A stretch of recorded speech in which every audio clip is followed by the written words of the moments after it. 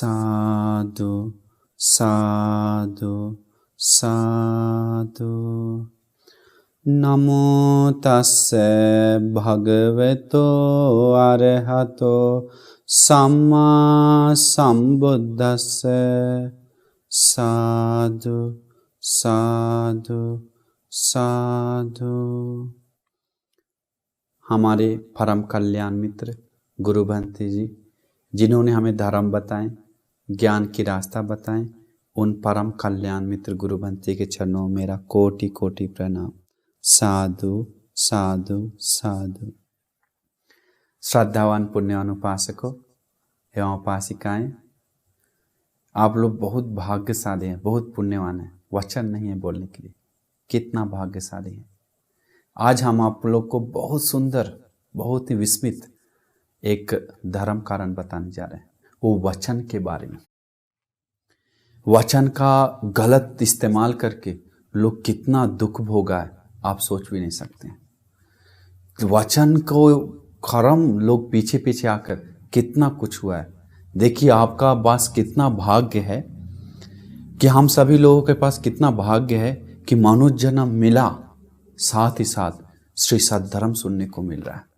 ये दो मिलन भगवान बुद्ध बोलते हैं सबसे उत्तम मिलन है।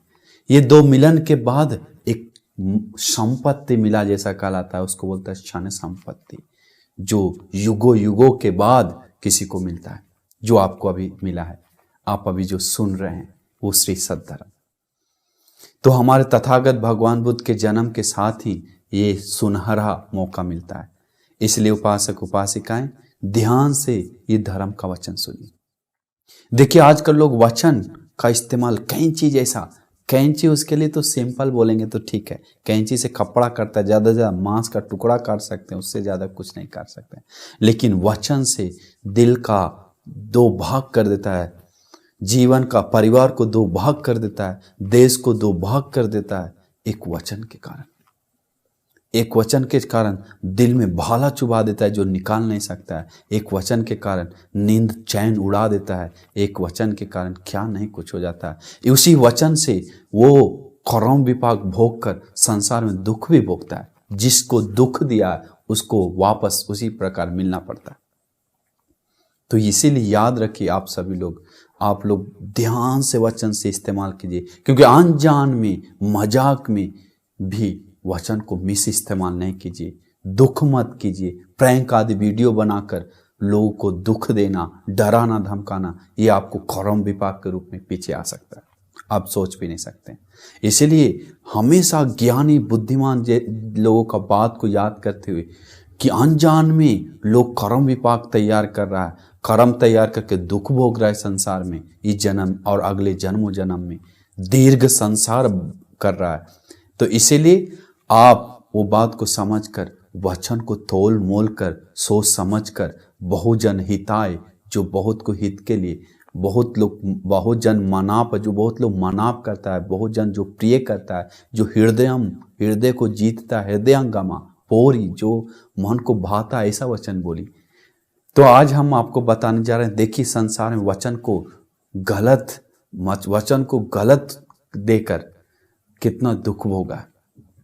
देखिए हम भगवान बुद्ध के समय एक भंते जी था, वो भंते जी जिनका नाम था लकुंटक भद्दी भंते जी। वो लकुंटक भद्दी का भंते जी का शरीर इतना छोटा होगा, बहुत नाटा, वो देखने में भी कोई सुंदर नहीं है, चेहरा भी मनापदायी नहीं है, देखने में बदसूरत, चेहरा भी नाटा, शरीर भी नाटा, हाथ पैर भी छोटा।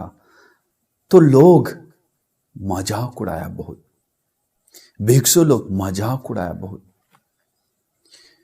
वो भिक्षु कोई सामान्य नहीं, अरहंत भिक्षु बन गया था, फिर भी उनको मजाक आ रहा है, निंदा आ रहा है। कारण क्या पता है? उससे पहले हम आपको बताते हैं ये लकुंटक भद्दी अरहंत भंते जी के बारे में। वो कैसे अरहंत होते हैं, उनका क्या पुण्य पीछे आता है। तो लकुंटक अरहंत भंते जी के बारे में आप लोग सुने नहीं होंगे। वो 80 महाश्रावक भिक्षु में से एक भिक्षु है।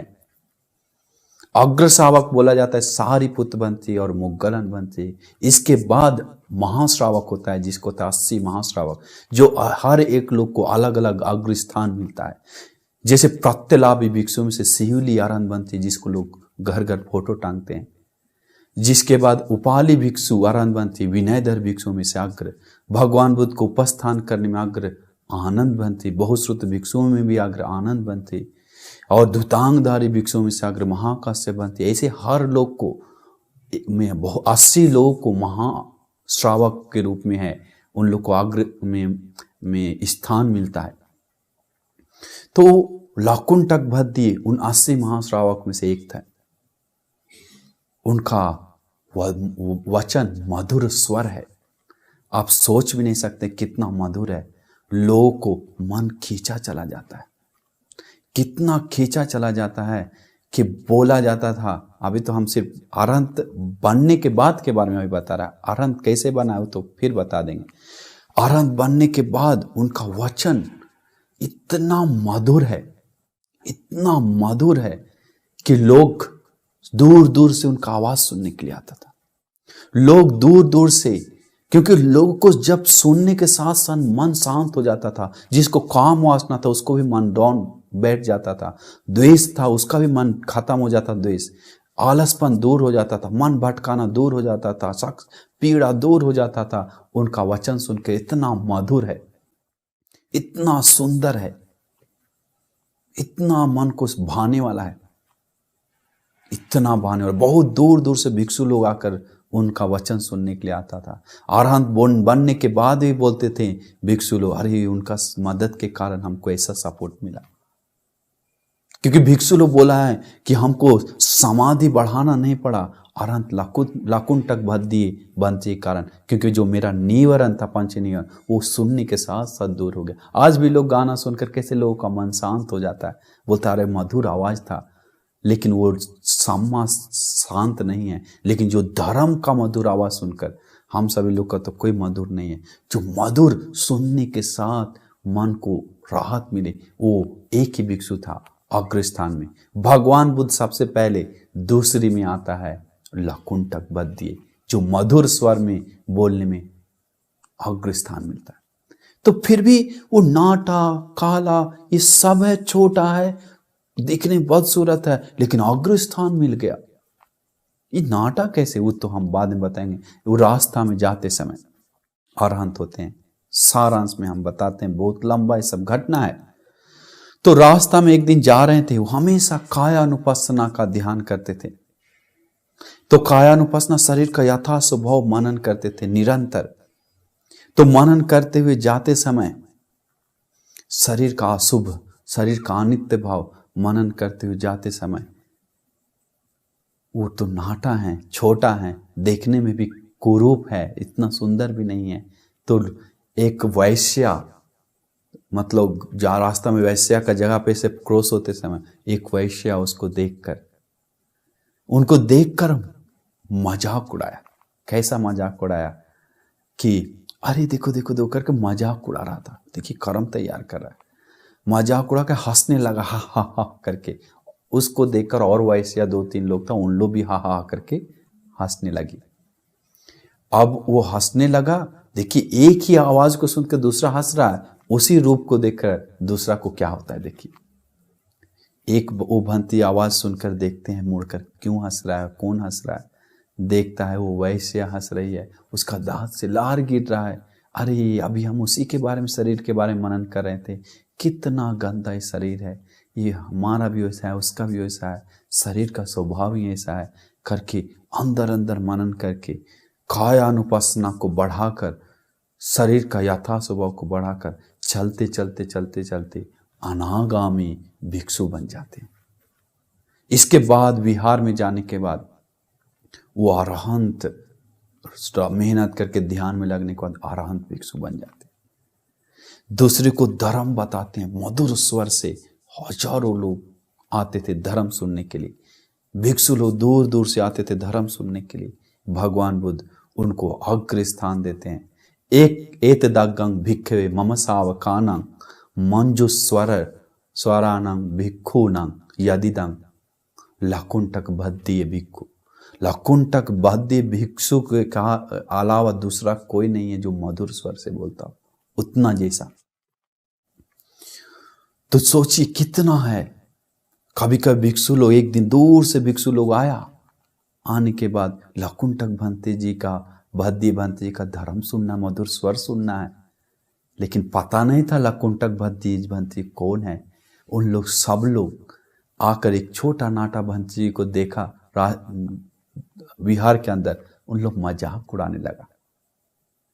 अरे ये तुम नाटा है, अरे तुम्हारा एक गाल ऐसा टेढ़ा दिख रहा है, मुंह टेढ़ा दिख रहा है, बदसूरत है, ऐसा है, शीशी देखो कितना छोटा है करके भिक्षु लोग बोलने लगा। और कि उधर रहने वाला भी कोई कोई को पता नहीं था, मजाक उड़ाने लगा। भगवान बुद्ध दूर से देखकर बताते हैं, सोच देखते हैं, अरे ये भिक्षु लोग आग से टक्कर ले रहा है, आग से टक्कर ले रहा है, वो अपना जल कर राख हो जाए, विनाश हो जाएगा, बहुत बड़ा कर्म तैयार कर लिया। क्या कर रहा है वो भिक्षु अनजान में?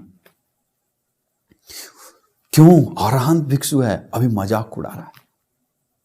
इसके बाद क्या होता है, तो मजाक उड़ाते समय वो भंते जी भी कुछ नहीं बोलते। क्यों? भंते जी अपना स्वभाव ने, हमारा अरहंत हमसे मजाक मत करो, ऐसे अरहंत लोग नहीं बोलता है। मैत्री करके मन नीचे करके हंसते हुए चले जाते आगे। तो वैसा ही हुआ।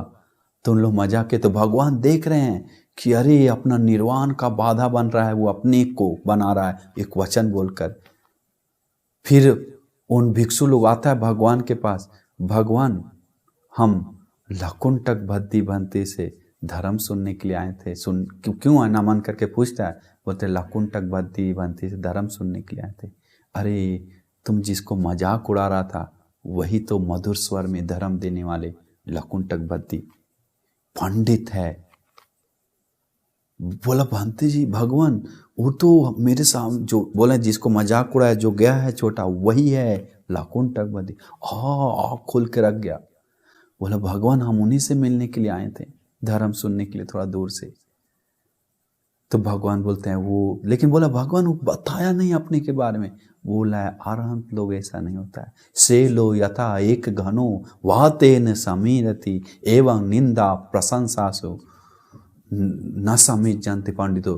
पंडित लोग जैसे पर्वत को हवा हिला नहीं सकता है, वैसे मजाक से, निंदा से अरहंत मुनि लोग का दिल, जीवन कंपा नहीं कर सकता है। भगवान बताते हैं वो पंडित है, ज्ञानी है, श्रेष्ठ है, मुनि है।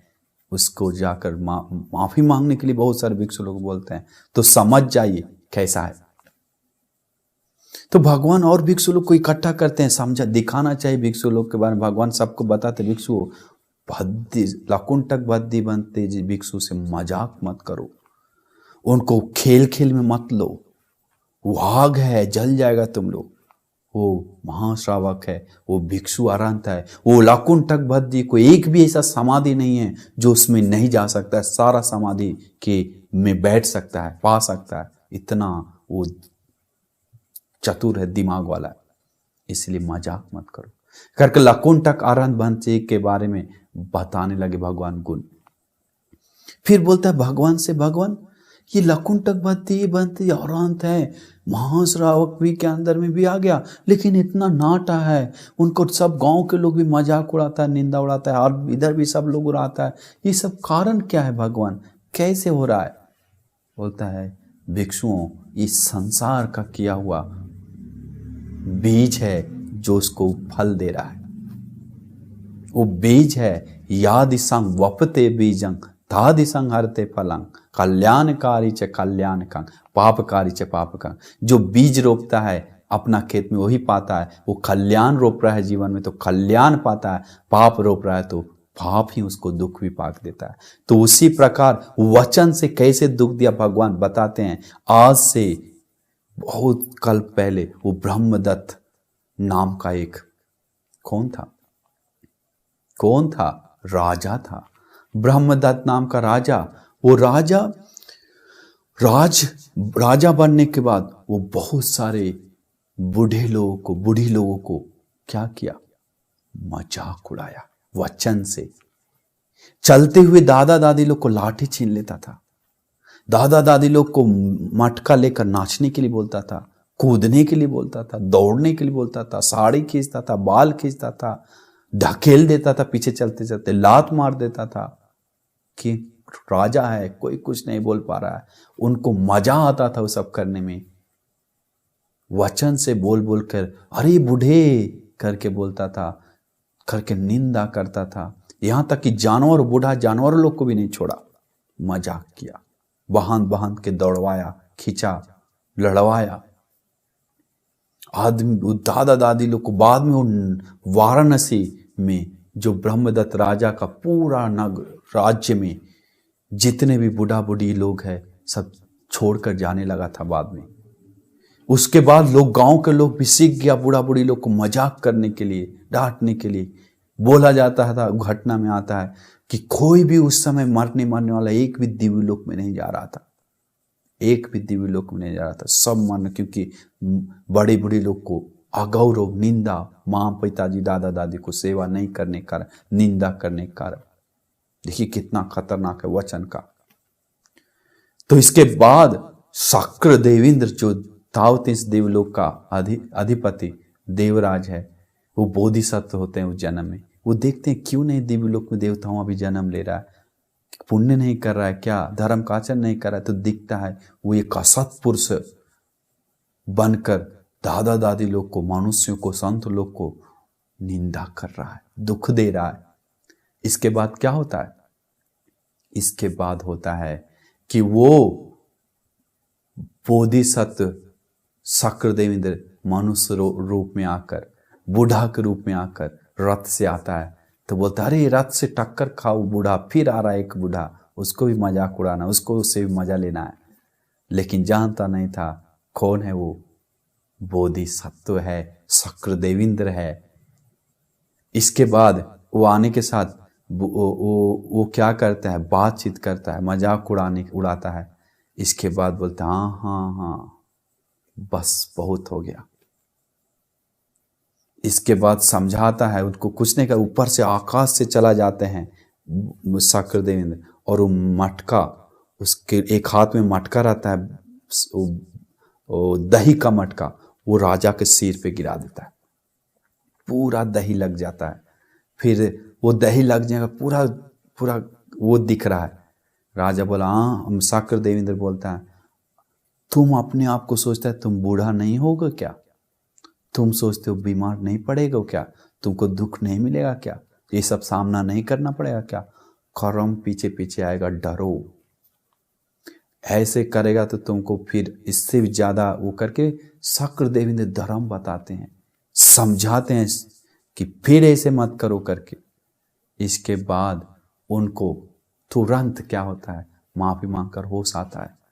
होश आने का उस दिन से सेवा करते हैं। तो भगवान बुद्ध बोलते हैं उस समय भी हम उसको मदद किए थे, लेकिन उसका निंदा का कर्म भी पाक आ रहा है। फिर बोलता है भगवान वो इतना नाटा कैसे है, इतना छोटा कैसे है? तो वो भी वचन का ही दोष है, और क्या है। ये 2 इंच का वो मुख से कितना लोग का दिल छेद करके चला जाता है, अभी आप जान भी नहीं सकते। ये 2 इंच का मुख से कितना को दुख देता है आज दुनिया में। एक एक मैसेज देख के रात रात भर वो नहीं सो रहा है, वो अपना नए नींद का चैन ले रहा है, चैन का नींद ले रहा है, सब ले रहा है। जिसको डांट दिया वो बेचारा रात भर जग के पछता रहा है, दुख भोग रहा है। बेमतलब का गरीब लोग को निंदा करके, बड़े बूढ़े को निंदा करके। घमंड है, कारण क्या? घमंड है। लोग घमंड है, हम डिग्री लिए हैं, मेरे पास पैसा है, मेरे पास गाड़ी है, हम सुंदर हैं, हमारा ऐसा है। ये घमंड ज्यादा समय तक नहीं रहेगा, चूर हो जाएगा, तब आपको आंख खुलेगा, तब आपको आंख खुलेगा। इसलिए याद रखिए, दिमाग से मनन कीजिए, एक बात सोचिए। तो वो भगवान बुद्ध फिर उसको बताते हैं कि भिक्षुओं, वो नाटा होने का कारण है भगवान क्या है। भिक्षुओं, वो काश्यप भगवान बुद्ध के समय एक इंजीनियर था, मिस्त्रियों का बड़ा मिस्त्री, सब एरिया का सबसे दिमाग वाला मिस्त्री था। लेकिन हुआ क्या बाद में, काश्यप भगवान बुद्ध जी परिनिर्वाण होने के बाद अंतिम संस्कार करके उसका जो अस्थि धातु है उसका स्तूप बनाने का प्लानिंग चल रहा है। वो प्लानिंग बहुत सुंदर से चल रहा है, मीटिंग रखकर तो बोला वो महामिस्त्री को जो सबसे दिमाग उसको लेकर आओ। तो सब लोग का प्लान, पैसा, सब चीज के पास है। बोला 7 योजन बड़ा स्तूप बनाएंगे ऊंचा। तो मिस्त्री से अरे बाप रे उतना बनाना है, सब करना है, टेंशन जैसा देखने लगा। भगवान बुद्ध का स्तूप को टेंशन जैसा देखकर वचन से बोल दिया, अरे क्या मतलब हो इतना बड़ा बनाने का, छोटा मेंटेन कौन करेगा, मेंटेनेंस कौन देखभाल करेगा, उतना बड़ा कितना समय लगेगा, लफड़ा है, छोटा थोड़ा करना चाहिए। करके स्तूप का छोटा कर दिया। किसका स्तूप को? भगवान बुद्ध का स्तूप से अस्थि धातु से टक्कर खाया। बाकी बुद्ध लोग का धातु, अस्थि धातु, अधिकतर लोगों का एक ही स्तूप बनता है। सिर्फ हमारे गौतम भगवान बुद्ध का अस्थि धातु अनेकों स्तूप में बटा है। क्यों? आजकल लोग का मन इतना नीच हो गया है। समय के साथ धीरे धीरे अभी देखिए कितना मन गिर गया है सबसे ज्यादा, कि एक चीज मतलब विहार भी सब घर घर में, अलग अलग गांव गांव में एक एक एरिया में बना रहा है। देखे या ना देखे, कुछ हो जाए चाहे ना हो, लेकिन विहार बना के सड़ जाए, लेकिन दूसरे को दिखाने के लिए, न्यूज में छापने के लिए, चिल्लाने के लिए विहार तो बना देगा। बदली लेने के लिए वो बनाए तो हम भी बनाएंगे, बना लेगा, लेकिन मिलजुल कर एक बड़ा विहार नहीं बनाएगा, नहीं बनाएगा। क्यों? वो श्रद्धा से करने वाला नहीं है, दिखाने वाला है सिर्फ। तुम्हारे गांव में तो हमारे गांव, तुम्हारे नगर में तो हमारे, तुम्हारा एरिया में तो हमारा एरिया में है, ऐसा है तुम्हारा तो मेरा भी ऐसा है, बस पुण्य विचार ऐसा कम है। बड़ा विहार बना ऐसा नहीं है। तो वो सब छोड़िए। उस समय क्या हुआ, स्तूप को बोला 6 योजन, 6 योजन बनाने के लिए लोग बताया कि पैसा सब है, 6 योजन बनाएंगे। बोला मिस्त्री, बड़ा मिस्त्री, मेन मिस्त्री, नहीं 6 योजन बड़ा ज्यादा है। बोला 5 योजन कम, नहीं 5 योजन कौन मेंटेनेंस करे, बहुत बड़ा है, समय लगेगा। बोला 4 योजन, 3 योजन, 2, 1 योजन, नहीं 1 योजन कम से कम, ठीक है 1 योजन बनाएंगे हम लोग, वो ठीक रहेगा। करके 7 योजन से 7 गुना कम करके 1 योजन में आ जाता है। 1 योजन बनाता है, उसका कर्म विपाक पीछे पीछे आता है। जन्मों जन्म में नाटा, निंदा किया बड़े बूढ़े लोग को, संत लोग को, उसके कारण जन्मों जन्म निंदा, अरहंत होकर भी निंदा मिल रहा है। क्या खेल है कर्म का। सब जो दुनिया देखिए अभी निंदा मिल रहा है, नाटा हो रहा है, क्या है, प्रदर्शन कर रहा है, दुनिया को दिखा रहा है कि हम बुद्ध लोग का स्तूप कम किए हैं, हम लोगों को निंदा किए हैं, दुनिया को दिखा रहा है कि हम निंदा किए, इसलिए हमको निंदा मिल रहा है। देख लीजिए लोगों को, जिसको निंदा मिल रहा है, तो जिसको अपमान मिल रहा है, तो वो निंदा किया है संसार में। जिसको दुख मिल रहा है तो वो दुनिया को दिखा, जो बदसूरत है तो वो दुनिया को दिखा रहा है कि संसार में हम गुस्सा किए, देख लो मेरा चेहरा। जो बहुत सुंदर है तो दुनिया को दिखा रहा है हम संसार में बहुत मैत्री किए हैं, देख लो मेरा चेहरा। तो ये अभी जो कर रहा है गुस्सा, उसके लिए कर्म तैयार होकर बीज पकने के लिए समय लगता है, पकने के साथ साथ उसको फिर बदसूरत के रूप में जन्म लेता है। इस जन्म भी बलवान कर्म तैयार बड़ा हो जाता है तो उसको तो ले डूब मरता है। इसीलिए समझ जाइए कि कैसे हम लोग वचन का कंट्रोल करना चाहिए, प्यार से मधुर का वचन बोलना चाहिए। वचन से 4-5 सील में से 1 सील सिर्फ है वचन का, बाकी 4 शरीर का है। तो 1 सील का वचन भी लोग मजाक झूठ आदि जैसा लेके बोल बोल के बहुत मिस्टेक कर रहा है, प्रैंक वीडियो बना रहा है, देखकर चकित हो जाते हैं हम लोग। तो इसके बाद क्या होता है, वो लकुंटक भद्दी भंते जी तो इतना हो, लेकिन पुण्य क्या किया जिसके कारण वो इतना अरहंत अग्र श्रावक ने महाश्रावक बना है। देखिए आज से पुष्य अरहंत भगवान बुद्ध के समय एक कोयल था, वो कोयल उड़ रहा था आम लेकर, एक तोड़कर पका हुआ सुगंध आम। ये हम लोग को विस्मित लग गया, लेकिन ऐसा हुआ है घटना। कभी कभी वो कोयल उस समय उड़ रहा था, उड़ते समय देखा भगवान बुद्ध और अरहंत मुनि लोग जा रहा है। भगवान बुद्ध का चेहरा और शरीर देखकर, तेजस देखकर, अनुभव देखकर, वो स्वर्ण वर्ण देखकर, सांवर देखकर वो कोयल को लगा अरे ये मुनि है, ये संत है, ये अच्छा है, अभी भी देखिए, जानवर देखता है तो कुछ उठाकर दे देता है, कुछ लाकर देता है, आके प्यार करने लगता है, किसी से भूखने लगता है, क्योंकि उनको हम लोग मन नहीं देख रहे हैं उसको वो क्या सोच रहा है। उस भगवान, वहां भगवान बुद्ध उस समय पुष्य भगवान बुद्ध उसका मन देखता है, उसको मन में आ रहा है कि हमको ये आम भगवान बुद्ध को पूजा करना है, देना है, छोड़ना है, वहां पर गिराना है करके मन में आ रहा था। भगवान उसका मन देख लेता है, कोयल का पात्र हटाकर ऐसा कर लेते हैं, वो तुरंत आकर डाल देता है। डालने के बाद सुंदर से खुश हो जाता है, को करके नाद करता है। एक बार नहीं, रास्ता में सुंदर से नाद करते हुए जाता है। गुण तो नहीं गा सकता है, लेकिन नाद कर रहा है, गुण ही गा रहा है भगवान बुद्ध का। उपहार, सेवा, सम्मान कर रहा आवाज से। वो पुण्य उसको मदद किया, और आगे भी वो मुख से भगवान बुद्ध का आदि का गुण गाया है। इसलिए आप लोग भी मुख का सही इस्तेमाल करना है तो, मुख से सुंदर आवाज बनाना है तो, मुख से शांत में मधुर आवाज निकालना है तो, उसी से मधुर आवाज के साथ निर्वाण भी पाना है तो, वो मुनि लोग का, भगवान बुद्ध, पश्चिक बुद्ध लोग, अरहंत लोग, आदि सत्पुरुष लोग का गुण गाइए, गुण गाइए। आजकल लोग कितने लोग गुण गाता है, मुख है, आवाज है, लेकिन गुण नहीं गाता है। क्यों? घमंड है, सिंह आ गया है लोगों को। सिंह आने के बाद लोग दूसरे को मारने का काम करता है, बस उसको बचाने का काम नहीं करता है। सिंह से कैसे बचेगा? सिंह को तोड़ना पड़ेगा, घमंड नाम का सिंह को। तो इसीलिए आप लोग समझना चाहिए कि कैसे वो लकुंठक भंत जी वो पुण्य पीछे पीछे आके संसार में और कर्म करके सांग को पुण्य और सेवा हुआ किया है, पुण्य कमाए, वो सब पीछे आके उसको अरहंत भी बन गया। साथ ही साथ उनको कर्म विपाक जो निंदा किया, निंदा भी मिल रहा है अरहंत बनने के बाद। स्तूप छोटा किया, नाटा भी जन्म जन्म आए, कैसा चल रहा है। इसीलिए आप प्रदर्शन, आपका जो जीवन में जो मिल रहा है तो समझ जाइए हम दुनिया को दिए, वो मिल रहा है हमको, अब हम नहीं देंगे, अब हम नहीं देंगे। तो इसीलिए समझना चाहिए, नहीं तो बहुत पछताना पड़ेगा अनजान में पाप करके, संसार दीर्घ करना पड़ेगा। वचन को कैंची तलवार मत बनाइए, वो तलवार को से दूसरे को काटिए नहीं, वचन नाम का तलवार से काट रहा है, सब दुख दे रहा है। तो एक देखिए, एक चूल पंथक महापंथक भंत जी का घटना तो आप सुने ही होंगे।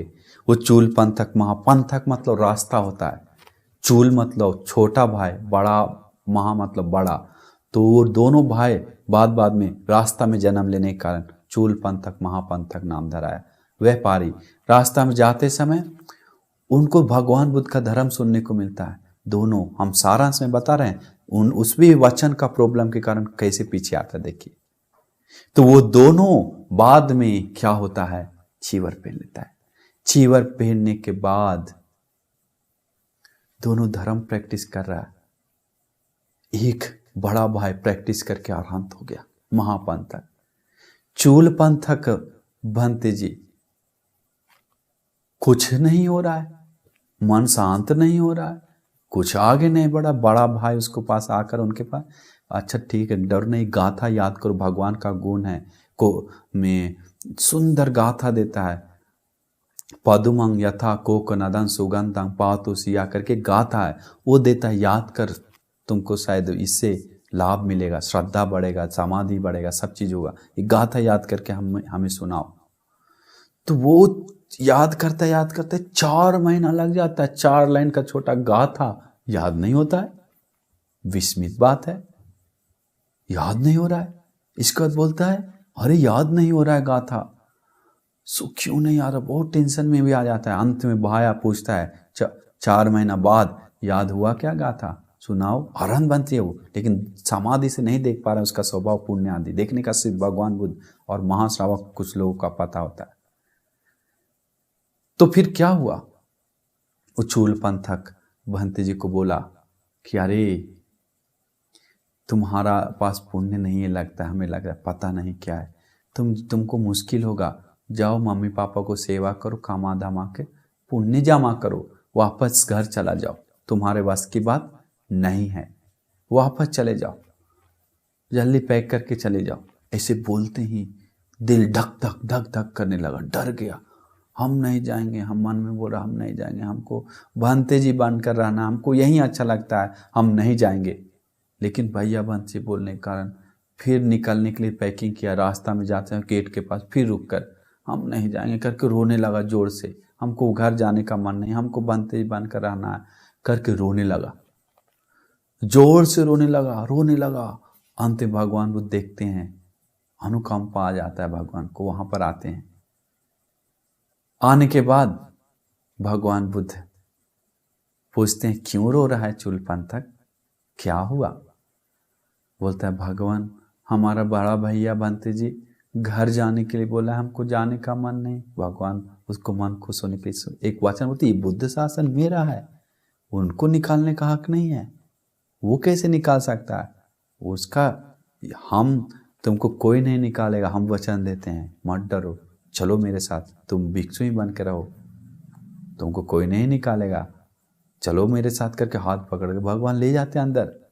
और उसको इतना खुशी है, ये बुद्ध शासन मेरा है, हम तुमको देते हैं, कोई नहीं निकाले। अच्छा भगवान बुद्ध लेके जा रहा है, उसको मन प्रसन्न हो गया, खिल उठा, अरे वाह भगवान बुद्ध बोल दी तो अब हमको कोई चीवर खोलने वाला नहीं है, साधु साधु करके बोलने लगा। लेकिन भगवान बुद्ध जानते हैं इसके संसार में क्या पुण्य है। भगवान बुद्ध को छोटा मत समझिए, आम जनता मत समझिए, सर्वश्रेष्ठ सर्वोत्तम सर्वमहान है, वही दूसरे को पुण्य को जगा सकता है। हम लोग फोटो देखते हैं महात्मा फुले, महात्मा गांधी, और साथ में महात्मा बुद्ध लिख देता है लोग, महात्मा जोड़कर, लेकिन महात्मा गांधी आदि जैसा भगवान बुद्ध नहीं थे। सब उनके अरबों खरबों गुना भी करेंगे तब भी नहीं। उन सब के सामने भगवान बुद्ध, उन लोग भगवान बुद्ध के सामने एक बालू का कंकड़ जैसा भी नहीं है। सीना टान के बोल रहे हैं भगवान क्लेश को नष्ट किए हैं, राग को नष्ट किए हैं, देश को नष्ट किए, मोह को नष्ट किए, दूसरे को नष्ट करने के लिए धर्म बता रहे हैं। सामान्य बात है क्या? नहीं। तो वो मुनि जी श्रेष्ठ आग्रह, उनको वो देख रहे हैं उनके पिछले जन्म क्या पुण्य है, क्या वो दूसरा लोग कर सकता है क्या, तार सकता है क्या, वो देख रहे हैं। देखने के बाद एक संसार में अनित्य बढ़ाया था वो याद आ जाता है, जिसके कारण वो में अनित्य किया है। इसीलिए भगवान बुद्ध उनको एक काम देते हैं चूलपंथक पंथी को कि ये लो राज्यो हरना राज्यो हरना राज्यो हरना करके बोलना है। राज्यो हरना तो हम गंदा साफ कर रहे हैं, धूल हटा रहे हैं, गंदा साफ कर रहे हैं, गंदा साफ कर रहे हैं करके, लेकिन ऐसे बोलने से भगवान देकर काम चले गए। वो इसे कर रहा है। अंत में पसीना शरीर में आकर पूरा धूप था और हाथ में पसीना छूटकर वो काला हो गया कपड़ा, उजला कपड़ा, काला मतलब गंदा हो गया, मैला हो गया। इसके बाद वो सोचा अरे ये कपड़ा तो बदल गया, नित्य हो गया, इस किसके कारण? शरीर का गंदगी के कारण। शरीर में ऐसा गंदगी है, अरे शरीर का स्वभाव मनन करने लगा, अनित्य के बारे में मनन करने लगा, शरीर का यथार्थ स्वभाव, इसमें हम लोग फंसे हुए हैं करके मनन करते ज्ञान अंदर से मनन करने लगा। उसी समय भगवान बुद्ध आकर एक धर्म का गाथा बताते हैं। धर्म का गाथा बताते ही उनका मन शांत हो जाता है। वो धर्म का गाथा सुनते ही मनन करते वो बैठे बैठे आसन में ही अरहंत भिक्षु बन जाता है, चूलपंथक बनते। सोचिए अरहंत होने का पुण्य था, लेकिन बाधा क्या बना? वो सामान्य अरहंत नहीं है, 80 महाश्रावक में से एक भिक्षु है। कौन? चूलपंथक अरहंत बनते। वो शरीर को हजारों शरीर को बना सकते हैं इर्दी समाधि से, इतना पावर है उनके पास। इसीलिए अग्र स्थान मिलता है उनको, क्योंकि सुबह जब हो जाता है तो सब लोग सोचता है कि अभी उनको कुछ नहीं है, उनको कोई खाना के लिए नहीं बोलता है, सभी लोग चले जाते हैं भोजन में। लेकिन भगवान बुद्ध पिंडपात में भोजन के समय बैठे रहते समय जब भोजन बांटने पानी आता है तो भगवान पात्र ढक लेते हैं। क्या हुआ भगवान? बोला चूलपंथक अभी तक बिहार में है, उनको कोई नहीं बुलाया नहीं है, जाओ उपासक बुला कर लेकर आओ, आने तक हम लोग इंतजार करते हैं। तो देखिए भगवान बहुत सारे भिक्षु भरे हैं, एक भिक्षु विहार में है करके भगवान बुलाने के लिए बोलते हैं। तो विहार से उपासक जाता है बुलाने के लिए, जाने के बाद देखता है कि बहुत सारे भिक्षु हैं, बहुत सारे भिक्षु से भरा हुआ है। इसके बाद उसको सारी भगवान बुद्ध बताएं एक भिक्षु है, ये बिहार में तो भिक्षु भरा हुआ है। वापस चले जाते हैं, भगवान आपने तो बताया एक भिक्षु है, लेकिन उधर तो भिक्षु लोग भरा हुआ है। तो भगवान बोलते हैं उपासक बोलो कि चूल पंथक कौन है करके, जो चूल पंथक है उनको लेकर आओ। तो वहां पर जाने के बाद बोलता है चूल पंथक कौन है? तो सभी लोग हाथ उठा के बोलते हैं हम है चूल पंथक, हम है चूल पंथक, हम है चूल पंथक। अंत में फिर उसको नर्वस हो जा रही, सब चूल पंथक है तो फिर हम किसको ले जाएं? फिर भगवान बुद्ध के पास जाता है। भगवान बुद्ध बोले भगवान सब चूल पंथक बोल रहा है। तो बोला जो सबसे पहले बोलेगा कि हम चूल पंथक हैं, उनका हाथ पकड़ के चीवर पकड़ कर चलिए बंते जी बोले। फिर जाकर जो सबसे पहले हाथ उठाता है कि हम हैं चूल पंथक, उनको तुरंत चीवर पकड़ लेता है। इसके बाद सारा दृश्य दिखना बंद हो जाता है। तो इसके बाद इसका कहने का मतलब क्या है? समाधि से बनाया था वो वातावरण बन रहा था उनके लिए कि अग्रस्थान किस लिए मिलेगा इसको। तो रूप को बनाने में इर्दी से अग्रस्थान मिलता है, उनके जैसा कोई शरीर का रूप नहीं बना सकता है। तो इसके बाद क्या होता है, वो में चूल पंथक भंते बोलते जाओ उपासक हम आते हैं। तो जाने से निकलते ही वो भंते जी धरती के अंदर से जाकर उस उपासक से पहले ही भगवान के पास पहुंच जाते हैं। वहीं जहां भगवान वहां निकलते हैं हाथ जोड़कर। सब लोग देखते रह जाता है, बहुत सारे लोग, अरे कल तक घर जाने के लिए बोल जा रहा था, ऐसे हो रहा था, रो रहा था, आज ये अरहंत तो हो गया, ये अरहंत ही है, आसमान से आया। भगवान को नमन करके चला जा रहा है शांत से। सब लोग समझ गए अरहंत हो गया, साधु बोला मन से। तो देखिए कितना विस्मित है, भगवान अग्र स्थान देते हैं 80 महाश्रावक में, लेकिन क्यों इनको इतना दुख भोगना पड़ा, याद नहीं होना पड़ा? बाद में याद, जब अरहंत होते हैं जितना भी पढ़ा लिखा याद किया सब याद आ गया, तो क्यों इतना समय तक याद नहीं हुआ? वचन का मिसयूज, निंदा किया, मजाक किया। किसको? भगवान बुद्ध से पूछता है सब लोग भिक्षु कि भगवान इतना महा अग्र स्थान आप दी इनको, लेकिन इतना मजाक उड़ना पड़ा उसको, इतना मेहनत से गाथा भी याद नहीं होता था, कारण क्या है? बोलता है भिक्षु, ये काश्यप भगवान बुद्ध के समय में भी भिक्षु बना हुआ था, शील आदि पालन कर रहा था, लेकिन इनको घमंड था अपना नॉलेज के ऊपर। घमंड आ गया, हमको याद होता है अभी कितना लोग को घमंड आता है, दूसरे को निंदा करता है, वैसे इनको घमंड आ गया। घमंड आने के बाद दूसरा भिक्षु को याद नहीं हो रहा था, उनको मजाक उड़ाया था। कैसे? अरे तुमको याद नहीं होता है तो बहुत कमजोर है, छी शर्म नहीं लग रहा है करके कुछ ना कुछ बोलकर मजाक उड़ाने लगा।